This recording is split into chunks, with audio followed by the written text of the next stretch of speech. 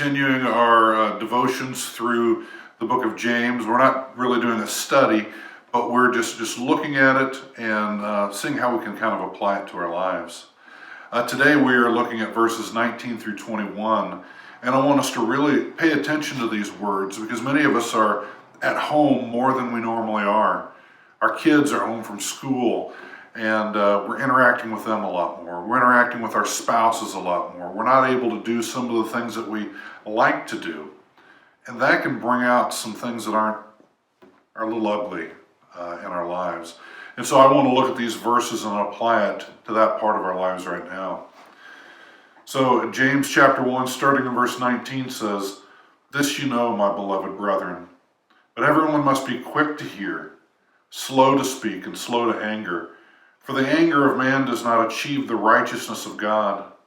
Therefore, putting aside all filthiness and all that remains of wickedness, in humility, receive the word implanted which is able to save your souls." So James is saying, listen, instead of responding in anger to your child or having that argument with your spouse, be slow to speak. Right? Listen to what the other person is saying in front of you. Don't just respond in frustration, but be slow to speak. Be quick to hear and slow to get angry. Right? God's calling us to slow down a bit, to not get rushed to judgment, because he says the anger of man does not achieve the righteousness of God. So instead, today, instead of responding quickly in anger, go to the Word of God.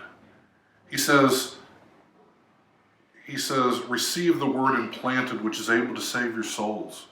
All right, this is the Word of God. We need to spend time in it. We need to let the Word of God work on our hearts. And then instead of responding in anger, respond in grace. Yes, correct your children when they're wrong, but then point them to Jesus. Don't make them feel little. Point them to the one that can change their souls. Point them to the one who has the answers. Instead of arguing with your spouse, respond in grace. It's easy to respond in anger. I know I struggle with this. But instead of that, pause today.